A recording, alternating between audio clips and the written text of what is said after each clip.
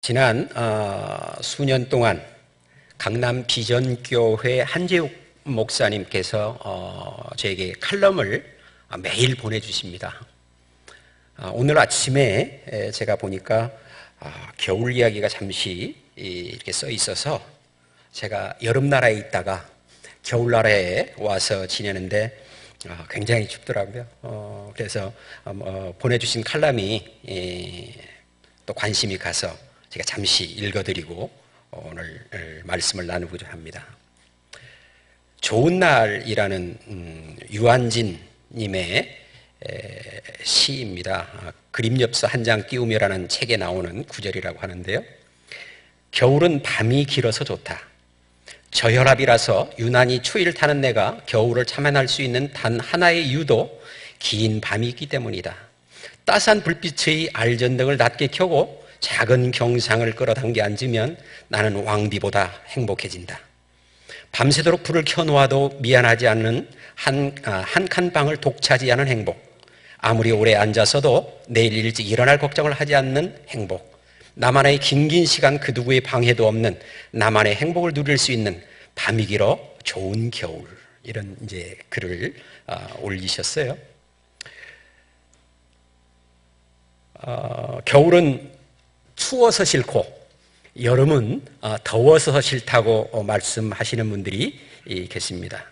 그런가 하면 어떤 분들은 겨울의 긴 밤은 깊은 사색과 돌아봄의 시간이 되어서 좋고, 또 여름은 불타는 정열의 시간이어서 좋다는 사람도 있습니다. 우리가 시간을 바라보는, 시절을 바라보는, 또 때를 바라보는 우리의 시선이 각각 다른 것 같습니다.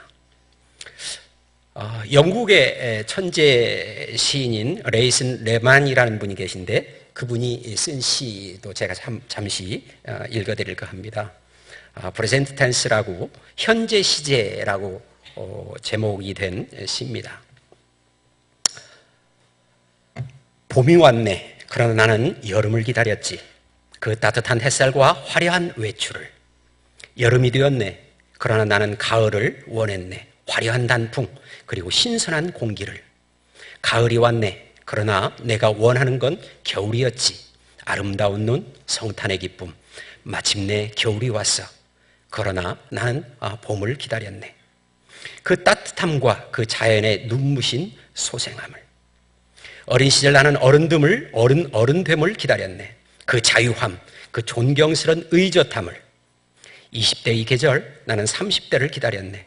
그 성숙함과 그 지혜로움을. 마침내 내가 중년이었을 때 나는 오히려 20대를 동경했네. 그 푸른 젊음과 자유의 시대를. 은퇴의 계절, 나는 중년의 때를 동경했네.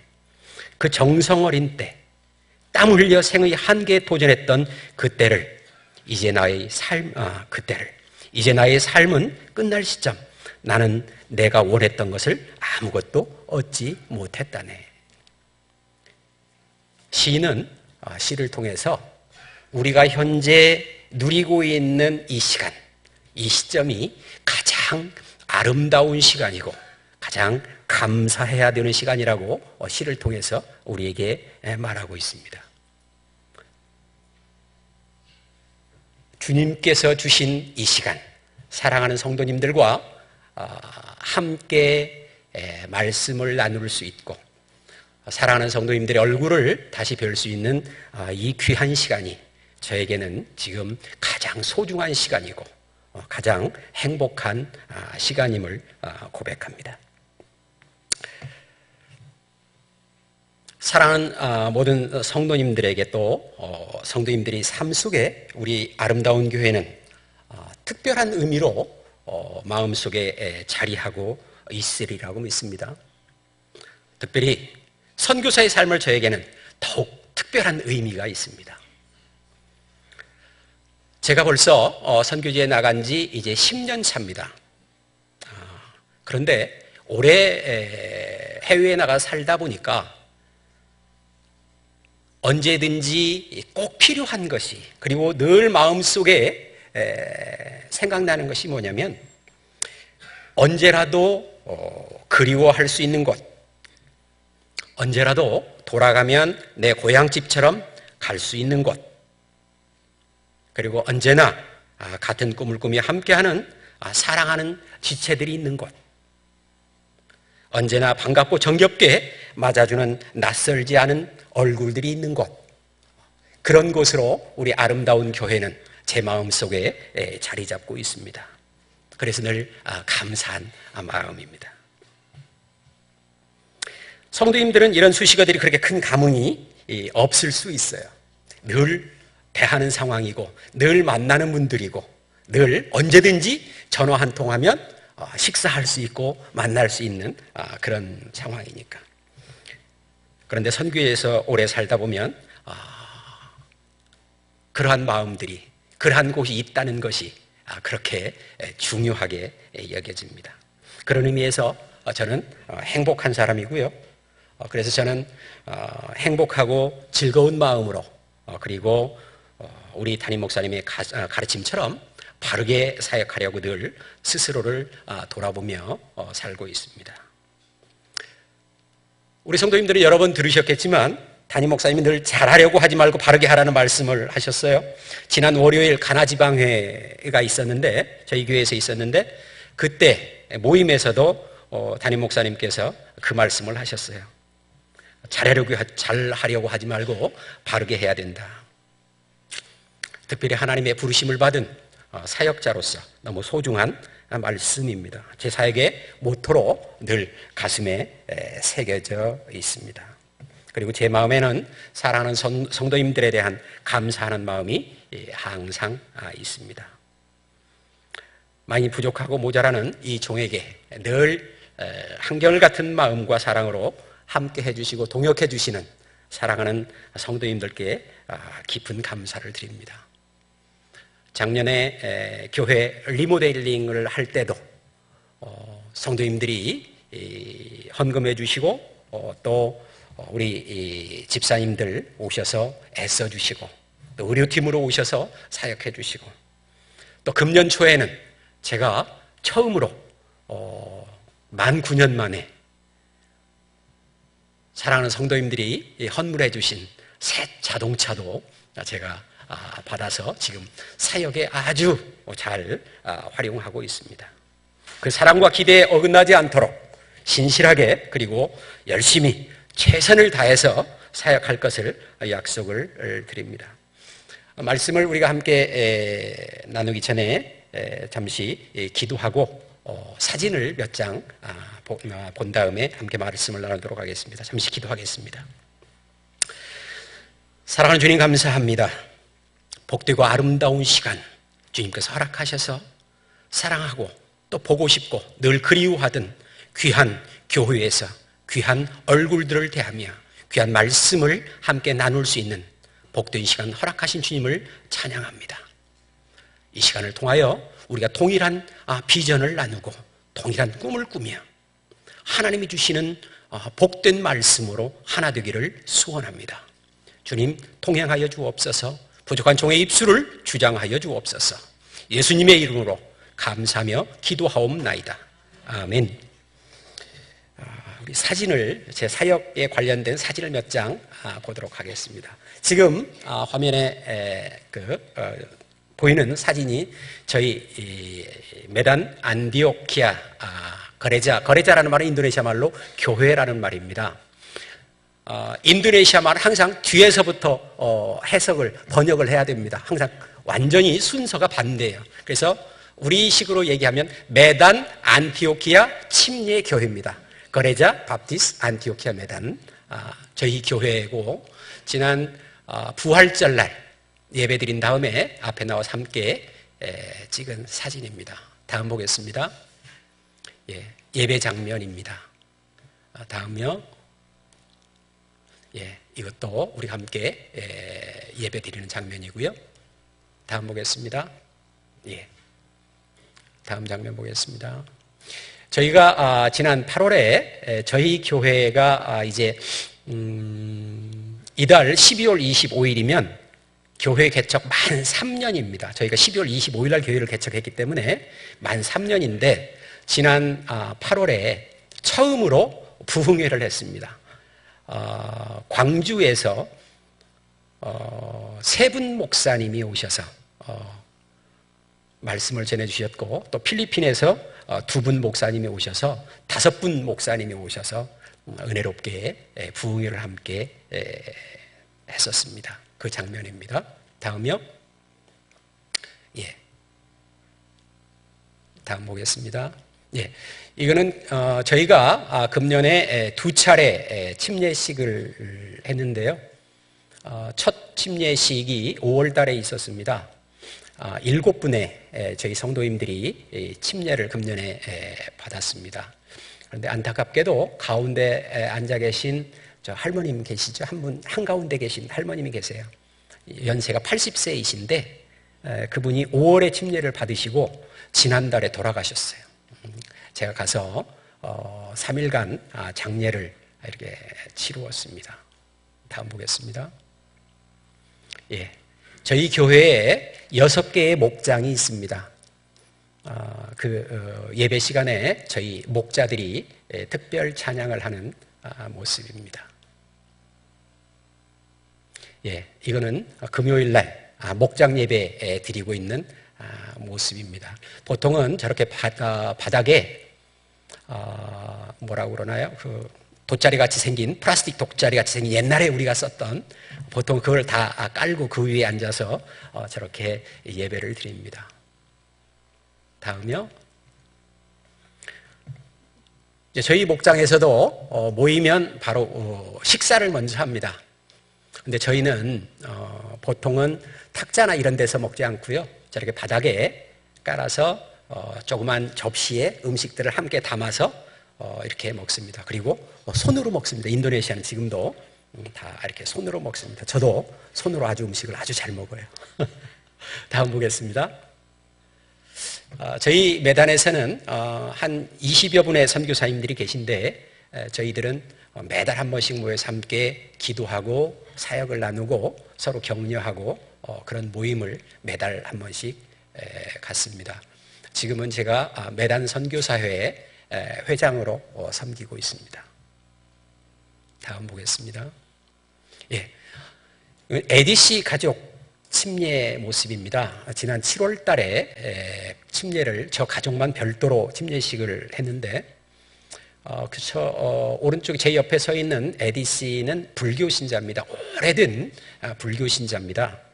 그런데 저희 목장 모임에 초대를 받아서 이제 VIP로 초대를 받아서 한 2개월, 3개월 정도 저희 목장 모임에 계속 참석을 했었어요. 그때 제가 우리가 훈련받는 맨투맨 중에서 제가 일부를 저는 발췌해서 전도용으로 제가 사용을 하고 있거든요.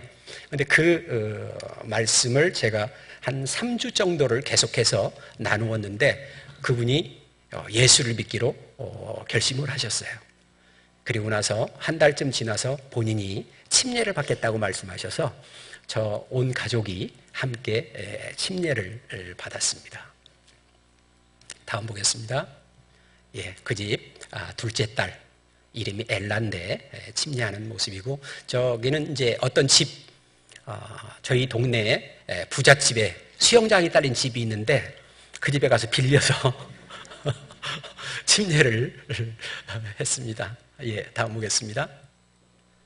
예, 저희 여성 성도님이세요. 이분은 좀 어려운 그 예수를 믿기 전에, 예수를 믿었지만 우리로 말하면 술도 팔고 노래방도 하고 길가에서 그런 일을 하던 분이세요. 그런데 저희 교회 와서 제자 훈련을 받고 신앙생활을 하면서 그 모든 그런 세상적인 삶을 정리하겠다고 작정하고 침례를 다시 받고 지금도 열심히 신앙생활을 잘하고 계신 아주머니세요. 다음 보겠습니다. 저희 교회는 한 달에 한 번씩 생일을 맞은 성도들 모아서 저렇게 케이크 잘라 드립니다. 보통 저희 성도들이 굉장히 가난하세요. 케이크 못 먹습니다. 생일 잔치를 해본 적이 없는 분들이세요. 거의 대부분이. 그래서 교회에서 저렇게 케이크를 사다가 한 달에 한 번씩 보통 8명, 10명씩 이렇게 모여서 하거든요. 저렇게 한 번 해주면 그렇게 좋아해요. 그래서 저 케이크를 다 나누어서 나누어주면 그렇게 좋아합니다. 다음 보겠습니다. 예. 작년에 오셔서 저희 이 교회 학교 예배 장소를 저렇게 예쁘게 꾸며주셨어요. 그림 앞에 저런 LED 등도 달아주시고 그곳에서 저렇게 저희 교회 학교 아이들이 예배드리고 함께 공부하고 그렇습니다. 다음 보겠습니다. 예, 교회 학교 예배의 모습입니다. 모두 일어서서 함께 찬양하고 여기 함께 있는 분들은 저희 교회를 섬기는 젊은이들입니다. 찬양팀, 교회학교 교사, 또 여러 가지 예배를 돕고 하는 저희 이 교회의 도우미, 섬김이들입니다. 다음 보겠습니다. 예, 저희 교회에 3개의 제자훈련반이 있습니다. 이게 지금 보이는 사진이 이 남성 제자훈련반입니다. 다음 보겠습니다. 여성 제자반 훈련하는 모습이고요. 예, 이게 이제 저희 청년 제자 훈련반 공부하는 모습입니다. 보통은 이제 남성 제자반이 월요일 날 저녁에 7시에 모여서 한 2시간 반에서 3시간 정도 함께 공부하고 여성 제자반이 화요일 날 모여서 그렇게 공부하고요. 청년 제자반은 주일 예배 마치고 3시부터 5시 반까지 그렇게 함께 공부합니다. 익숙한 얼굴 나왔죠? 의료팀 왔을 때, 금년 여름에 의료팀 왔을 때 사역하는 모습입니다. 예, 우리 박민수 집사님. 예, 그리고 의료팀 오셨을 때 찬양이 정말 기가 막혔어요. 찬양이 얼마나 은혜스럽게 우리 허 목사님과 2분 의사 선생님 그리고 우리 팀들이 은혜스럽게 찬송을 해주셨는지 정말 은혜스러웠어요. 처음 보는 아주 은혜스러운 예배였습니다. 예. 지금까지 보신 거는 저희 교회의 좋은 모습, 기쁜 모습, 그런 것만 제가 골라서 보여드렸고요. 저희 교회가 다 항상 저렇게 예쁘고 좋은 모습만 있겠습니까? 사실은 상황적으로 굉장히 어려운 점도 많이 있습니다. 지금 한 가지만 말씀을 드린다면 지금 제주 자카르타 주지사가 아옥이라는 분인데 정말 드물게 거의 처음으로 기독교인이 자카르타 주지사가 됐습니다. 그분이 자카르타 주지사 된 지 이제 한 4년쯤 됐는데 지난 이제 내년 4월 달에 재선거를 해야 돼요. 임기가 거의 마무리돼서. 근데 이분이 선거 유세를 하면서 그런 말씀을 했어요. 제가 기독교인인데 코란경에 기독교인과 유대인을 지도자로 삼지 말라는 말이 있어서, 그런 가르침이 있어서 제가 많이 어려움을 겪습니다. 여러분들이 이 코란경을 따르느라고 나를 찍지 않는다면 제가 어떻게 할 방법은 없습니다. 그렇지만 여러분들이 정말로 정치를, 여러분들을 잘 섬길 수 있는 사람을 뽑아주셨으면 좋겠습니다. 딱 이 말 했어요. 그런데 인도네시아가 88% 거의 90% 가까운 사람들이 무슬림인 거는 제가 전번에도 말씀을 드렸잖아요. 2억 명이 무슬림입니다. 그분들 중에 굉장히 많은 사람들이 코란경을 훼손했다, 가르침을 훼손했다고 제소를 했어요, 이분을. 그래서 지난주에도 한 20만 명 정도가 자카르타 시내 한 곳에 모여서 데모를 했어요. 근데 벌써 이게 몇 개월째 지금 데모를 하고 있거든요. 그런데 이 데모가 실제로 그 아홉 주지사 한 사람에 대한 반대가 아니고 실제로는 기독교와 무슬림 간의 전쟁입니다. 인도네시아는 몇 개의 한 4개 정도의 아주 강력한 무슬림 단체가 있습니다. 그 무슬림 단체들이 연합해서 기독교 지도자를 몰아내려고 하는 그런 이유 때문에 지금 데모가 일어나는 거거든요. 그런데 저게 자카르타에서만 일어나는 문제가 아니고 지금은 인도네시아 전역에서 일어나고 있습니다. 저희 메단에서도 저런 문제가 있습니다. 제가 이번에 한국에 잠시 들어온 이유 중에 하나도 저희 살고 있는 지역에 몇몇 강성 무슬림들이 살고 계신데 그분들이 문제를 좀 일으켰어요. 저희 단지에 살고 있는 대부분의 한국인들은 다 선교사님들입니다. 저희들이 거의 모여서 살거든요. 선교사들인데 그 무슬림들이 신문에 투고를 하고 경찰서와 이민국에 고발을 했어요. 저 한국 사람들이 아무래도 신분이 수상한데 지금까지 한 번도 조사하는 것을 못 봤다. 저 사람들이 뭘 하는 사람인지, 그 다음에 서류는 다 갖춰놓고 지금 들어와서 사는 사람인지 이런 것에 대한 조사가 필요하다. 이렇게 신문에다 내놓고 경찰서와 이민국에 조사하라고 그랬어요. 그래서 지난주에 저희가 그런데 또 이민국이나 경찰서에 저희하고 좀 친한 사람들도 있어요. 이제 친하게 지내는 분들, 그분들이 연락을 주셔가지고 잠시 피해 있으면 좋겠다. 공연히 만나면 이것저것 물어야 되고 그러면 불편한 일들이 생기니까. 그리고 근본적으로 인도네시아에서는 외국인 선교사를 수용하지 못합니다. 안 됩니다. 더군다나 저같이 교회를 개척해서 담임 목회를 하고 있는 일은 절대로 안 되는 일입니다. 이거 추방사유거든요. 그러니까 그분들이 잠시 피해 있는 것이 좋겠다고 그래서 저희 매단에 있는 선교사님들 대부분이 다 피신했어요. 지난주에. 오늘 아침에 다시 제가 전화를 해서 물어봤더니 또 어제 신문에 다시 한번 또 투고를 했다고 그러네요. 고발을 했는데 왜 제대로 조사를 하지 않냐. 조사가 실제로 나왔어요. 지난주 화요일 날 나왔는데 다시 또 신문에 내서 명확하게 해야 된다 뭐 이런 이야기를 했다고 합니다. 그런 상황적으로도 좀 저희 인도네시아가 점차 어려워지고 있고요. 그 다음에 저희 교회의 교인들은 보면 너무나 가난합니다. 목사가 성도들 이렇게 바라보면 행복하죠. 행복하기도 한데 한편으로는 너무 가슴이 쓰리고 아픈 부분도 있어요. 어떤 성도는요, 자기 집에서 저희 교회까지 오는데 걸어서 한 30분, 40분 정도 걸려요. 그런데 집에서 교회까지 오는데 소형 버스 이제 시내버스가 있는데 그 버스를 타는데 우리 돈으로 한 200원, 150원에서 200원 정도 갑니다.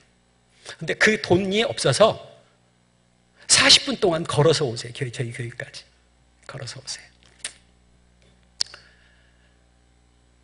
학교를 못 가는 우리 이 아이들도 있고요.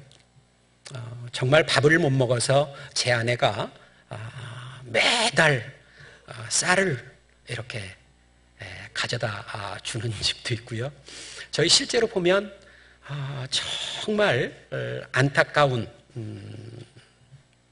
그런 모습들이 있습니다. 그런데 그 중에서도 제가 제일 안타까운 것은 뭐냐면 예수 믿는 사람들임에도 불구하고 소망이 없어요. 너무 어려워서 그렇다고 말을 해요. 왜 그렇게 생각하고 왜 그렇게 행동하냐고 물어보면 그렇지 않으면 내일 당장 밥을 굶어야 되는데 어떡하냐고 말을 하거든요.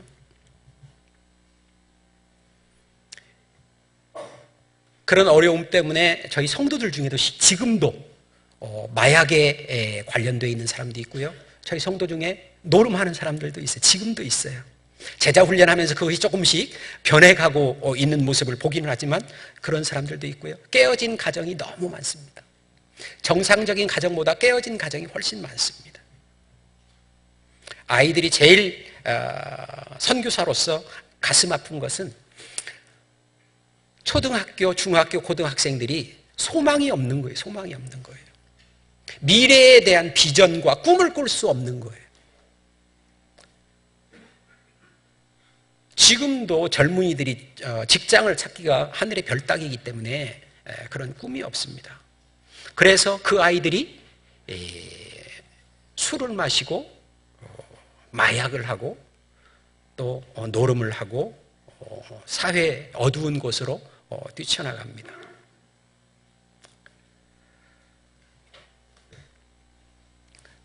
왜 기독교인들의 삶이 매주마다 하나님의 말씀을 듣고 성경을 읽는 그 삶 속에 하나님이 있는 그 사람들이 왜 삶이 그렇게 소망이 없고 내일에 대한 비전도 없이 그렇게 살아갈까?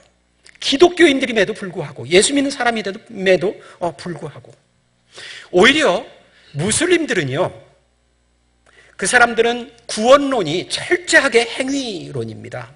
행위에 따른 구원입니다. 그래서 그 사람들은 하루에 5번 하나님 앞에, 알라 앞에 기도하지 않으면 천국 갈 수가 없어요. 그 사람들은 의무적으로 기도합니다. 5번. 하루에 5번씩.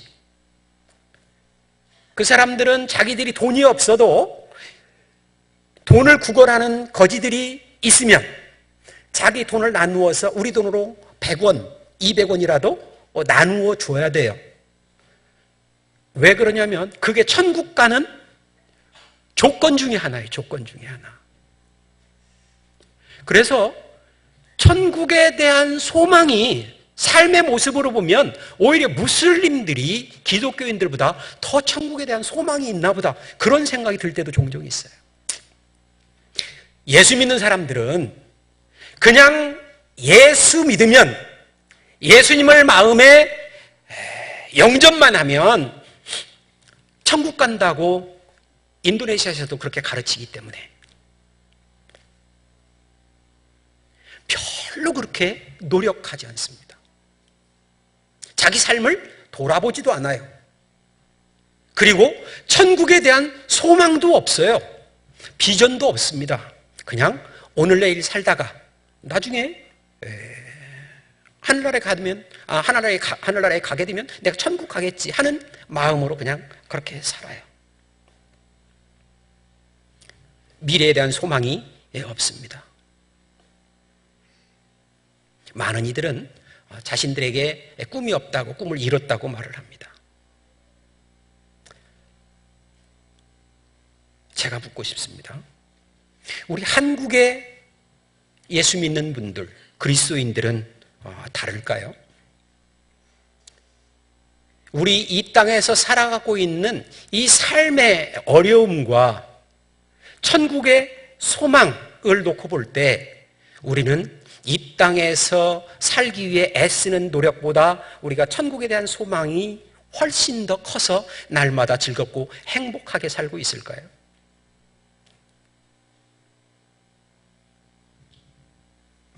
저는 인도네시아 많은 사람들을 바라보면서 그 사람들은 정말 이 땅의 삶에 목 매달고 사는 것 같다, 목을 매달고 사는 것 같다는 느낌을 저는 종종 받습니다. 그런데 제 생각에 한국의 우리 성도님들도 많은 분들은 그렇게 살지 않을까 하는 생각이 들었어요. 이 땅에서 살아가는 것에 치여서, 이 땅에서 내가 지금 현재 당하고 있는 어떤 그 고난 때문에 그것에 치여서 정말 천국에 대한 소망, 나중에 우리가 어떤 곳에 가게 되는지 그것에 대한 꿈이 사라진 속에서 살고 있지 않나 하는 안타까움도 있습니다. 사랑하는 성도님들은 무슨 꿈을 꾸며 사십니까? 무엇을 기대하며 사십니까?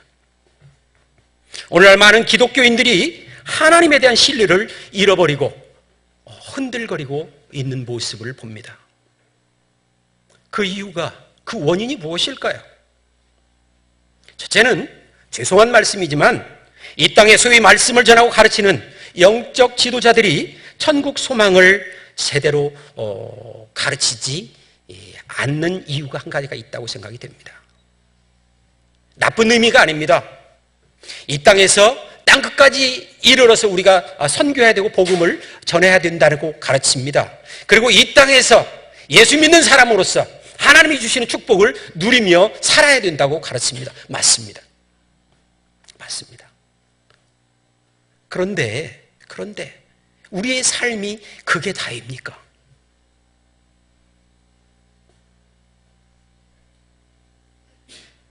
여러분, 우리가 내세의 실제, 천국의 실제를 참으로 믿는다면 우리가 현세적 욕망에 그렇게 집착할 필요가 있을까요? 내가 어렵고 힘든 것이 그렇게 내 삶을 누르고 내 삶을 어렵게 할 필요가 있을까요? 이 땅에서 돈 많이 벌고 이 땅에서 권력에 매달리고 이 땅에서 현세적인 성공과 물질적인 행복에만 그렇게 집착하고 매달릴 필요가 있을까요? 저는 이번에 귀국해서 제일 많이 본 게 뉴스를 제일 많이 봤어요. 최순실 씨. 보통은 요즘은 최순실 씨라고 안 하고 순실이라고 부르더라고요. 순실이. 제가 들으니까 그분도 강남의 어떤 교회에 열심히 다닌 적이 있다고 말씀을 들었어요. 이 이야기를 들었어요. 그런데 왜 그분이 그렇게 이 땅에서 손대지 않은 곳이 없는 모습으로 그렇게 이 땅에 뭔가를 얻으려고 애쓰고 수고했을까요? 저는 그분한테 천국에 대한 소망이 없어서 그렇다고 생각이 돼요. 그분의 삶 속에 하늘나라가 없어서 그렇게 살았다고 저는 생각을 합니다. 복음의 가치를 지키고자 기꺼이 목숨을 주합해드렸던 우리의 신앙의 선배들, 순교자들의 삶을 우리가 잠시 생각해 봤으면 좋겠어요. 우리가 잘 아는 폴리캅, 여러분 아시죠? 그분은 사도 요한의 제자입니다. 로마 총독이, 그분은 나이가 많이 들어서 붙잡혔어요. 로마 총독이, 당신은 나이도 많이 들었고, 그러니까 나는 당신을 놓아주고 싶습니다. 그러니까 당신은 예수를 한 번만 부인하면 내가 당신을 놓아주겠어. 그때 폴리캅이 그렇게 얘기했잖아요. 우리 주님은 내가 이 평생을 살아가는 동안 한 번도 나를 부인한 적이 없는데 내가 어떻게 예수를 부인하겠습니까? 그렇게 말하고 기꺼이 화형을 당했습니다. 그분이 왜 화형을 그렇게 기꺼이 당할 수 있을까요? 그분들 그것이 두렵지 않았을까요? 그것이 무섭지 않았을까요? 아프지 않았을까요? 그렇지만 그것보다 천국에 대한 소망이, 이후에 우리가 영원히 살 천국에 대한 가치가 그러한 것들보다 훨씬 크다고 느꼈기 때문에 그분은 기꺼이 자신의 목숨을 드릴 수 있었습니다. 사도 바울 우리가 잘 알지 않습니까? 그분은 배울 만큼 배웠고요, 누릴 만큼 가지고 있는 사람입니다. 그럼에도 불구하고 그분은 복음을 위해서, 복음의 가치를 위해서 로마에 죽으러 가지 않습니까? 그리고 그분의 뜻대로 로마에서 순교를 당합니다. 왜 그 젊은 바울이 자신의 모든 것을 던지고 기꺼이 순교를 당했을까요? 그분의 삶 속에는 천국의 가치가 살아있었기 때문에 그렇습니다.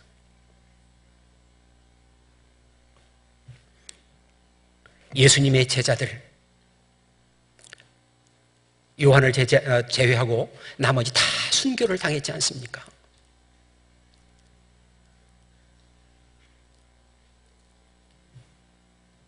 초대교회의 그 수많은 성도들, 여러분들과 동일한 초대교회의 그 수많은 성도들은 왜 그렇게 그 삶을 버리고 자식들을 버리고 복음을 지키겠다고 목숨을 던집니까? 그분들 역시 천국의 영원한 삶이, 천국의 가치가 그들이 삶 가운데 그렇게 크게 각인이 되어 있기 때문에 그 사람들은 기꺼이 그렇게 살 수가 있었습니다. 오늘 읽은 본문 말씀, 예수님이 천국에 대해서 여러 번 설명을 하셨지만 그 중에서도 오늘 두 가지만 제가 본문 속에서 두 가지를 말씀하고 있습니다. 정말 값을 비교할 수 없는 보화가 묻혀 있는 땅, 그게 어디입니까? 예수님은 천국이라고 말씀하십니다. 다른 사람이 알까봐, 다른 사람이 그 밭을 사갈까봐 감추어 두었다가 몰래 자신의 전 재산을 팔아서 그 밭을 삽니다. 여러분, 전 재산을 팔았다는 것이 무슨 의미입니까? 자기 인생의 모든 것을 바쳐서 그럼에도 불구하고 아깝지 않고 서운하지 않고 천국의 가치를 샀다는 이야기 아니겠습니까? 값을 매길 수 없는 진주를 구한 어떤 상인, 그분이 다른 사람들은 잘 모르는데 그 전문가인 그분이 딱 보니까 진주가 이거는 세상에 없는 진주인 거예요. 어떻게 행동합니까? 그분이 돌아가서 자기의 전 재산을 팔아서 그 진주를 삽니다. 왜요? 자기 전 재산과는 비교할 수 없는 가치가 그 진주에 있기 때문에. 성경은 천국의 가치가 그렇다고 우리에게 이야기합니다. 여러분, 이 땅에서 우리가 살아가는 것 80년, 90년, 요즘 100세 시대라고 얘기를 하죠. 그런데 그거는 성경에서 수도 없이 말하고 있지 않습니까? 우리는 나그네 삶이다. 다른 말로 하면 어떤 시인이 말했던 것처럼 하나님이 우리를 휴가 주신 거예요. 이 땅에 와서 한 70년, 80년, 90년 살아봐라. 그 삶이 어떠한지, 네 마음이 어떠한지, 그럼에도 불구하고 네 마음이 정말 나를 향해서 변함이 없는지 80년, 90년 우리에게 이 땅에서 살도록 휴가 주셨어요. 그리고 우리는 반드시 돌아가야 합니다. 우리의 집으로, 우리의 본향으로 우리가 돌아가야 됩니다. 그런데 우리는 이 땅에서 삶이 다인 것처럼 이 땅의 삶에 목매달고 살고 있습니다.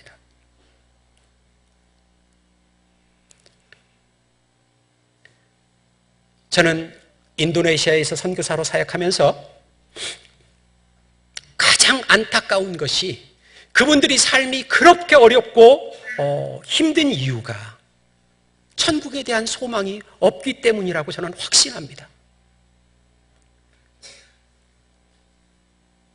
오늘 본문에서 이야기한 것처럼 그 가치를 비교할 수 없는 보화가 묻힌 곳, 가치를 알 수 없는 진주, 그 가치를 발견한다면 저는 우리 인도네시아에 있는 많은 성도들도 삶의 소망을 가질 수 있지 않을까. 어렵고 힘들지만 그 가운데서 즐거움과 기쁨을 누릴 수 있지 않을까. 저는 그래서 요즘 저희 교회에서 천국에 대한 천국의 소망을 갖자고 설교하고 있습니다. 여러분, 이사야 선지자는 천국을 새 예루살렘, 새 하늘과 새 땅이라고 표현을 합니다.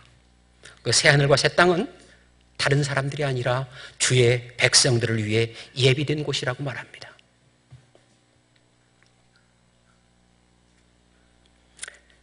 요한계시록에도 동일한 이야기가 있죠. 요한계시록 21장 1절과 2절의 내용을 보니까 또 내가 새 하늘과 새 땅을 보니 처음 하늘과 처음 땅이 없어졌고 바다도 다시 있지 않더라. 또 내가 보매 거룩한 성 새 예루살렘이 하나님께로부터 하늘에서 내려오니 그 준비한 것이 신부가 남편을 위하여 단장한 것 같더라. 이사야 65장 17절로 25절까지 이렇게 천국을 소개합니다. 보라, 내가 새 하늘과 새 땅을 창조하나니 이전 것은 기억되거나 마음에 생각나지 아니할 것이라. 이전 것은 기억조차도 나지 않을 거라는 겁니다. 너희는 내가 창조하는 것으로 말미암아 영원히 기뻐하며 즐거워할지니라. 보라, 내가 예루살렘을 즐거운 성으로 창조하며 그 백성을 기쁨으로 삼고 내가 예루살렘을 즐거워하며 나의 백성을 기뻐하리니 우는 소리와 부르짖는 소리가 그 가운데서 다시는 들리지 아니할 것이며 거기는 날수가 많지 못하여 죽는 어린아이와 소환이 차지 못한 노인이 다시는 없을 것이라. 곧 백세에 죽는 자를 젊은이라 하겠고 백세가 못 되어 죽는 자는 저주받은 자이리라. 그들이 가옥을 건축하고 그 안에 살겠고 포도나무를 심고 열매를 먹을 것이며 그들이 건축한 데에 타인이 살지 아니할 것이며 그들이 심은 것을 타인이 먹지 아니하리니 이는 내 백성의 수환이 나무의 수환과 같겠고 내가 택한 자가 그 손으로 일한 것을 길이 누릴 것이며 그들이 수고가 헛되지 않겠고 그들이 생산한 것이 재난을 당하지 아니하리니 그들은 여호와의 복된 자의 자손이요 그들의 후손과 그 후손도 그들과 같을 것임이라. 그들이 부르기 전에 내가 응답하겠고 그들이 말을 마치기 전에 내가 들을 것이며 이리와 어린 양이 함께 먹을 것이며 사자가 소처럼 즙을 먹을 것이며 뱀은 흙을 양식으로 삼을 것이니 나의 성산에서는 해함도 없겠고 상함도 없으리라. 여호와께서 말씀하시니라. 아멘. 여러분, 그곳은 우리가 부르기도 전에 하나님이 응답하시는 곳이라고 말씀하십니다. 내가 뭔가 말을 하려고 하나님께 뭔가 말을 하려고 시작을 했는데 내 말이 끝나기도 전에 하나님이 내 말을 들으시고 내 뜻을 아시고 우리의 소원을 이루시는 곳이라고 말합니다. 여러분, 가고 싶지 않습니까? 여러분, 그곳에 있고 싶지 않습니까? 우리가 이 땅에서 힘들고 어렵게 살지만 우리가 소망을 가지고 살았으면 좋겠습니다. 그런 꿈을 가졌으면 좋겠습니다. 우리가 이 땅에서 살면 이 땅의 삶이 다 끝이라면 얼마나 안타깝습니까? 우리의 삶이 얼마나 가엾습니까? 성경 한 구절만 말씀드리고 마치려고 합니다. 우리가 하늘에 소망을 두고 살면 우리가 이 세상에서는 다 패배자가 될 것 같습니까? 그렇지 않습니다. 마태복음 6장 31절로 33절에서 주님이 이렇게 말씀하지 않습니까? 그러므로 염려하여 이르기를 무엇을 먹을까 무엇을 마실까 무엇을 입을까 하지 말라. 이는 다 이방인들이 구하는 것이라. 너희 하늘 아버지께서 이 모든 것이 너희에게 있어야 할 줄을 아시느니라. 그런즉 너희는 먼저 그의 나라와 그의 의를 구하라. 그리하면 이 모든 것을 너희에게 더하시리라.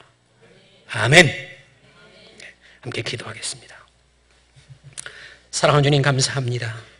우리 주님께서 부족한 저희들을 하나님의 자녀 삼아주시고 천국의 소망을 품고 살 수 있도록 인도하셔서 감사합니다. 이 땅의 삶이 때로 어렵고 힘들지만 그러할지라도 우리가 앞으로 돌아가야 할 본향, 하나님의 영광이 가득한 그곳, 우리가 말하기 전에 우리의 뜻을 아시고 우리의 필요를 채우시는 주님이 있는 그곳 때문에 우리가 이 땅에서 넉넉히 이기며 살 수 있습니다. 하나님, 소망을 갖게 하여 주옵소서.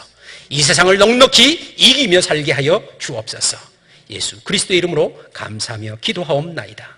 아멘.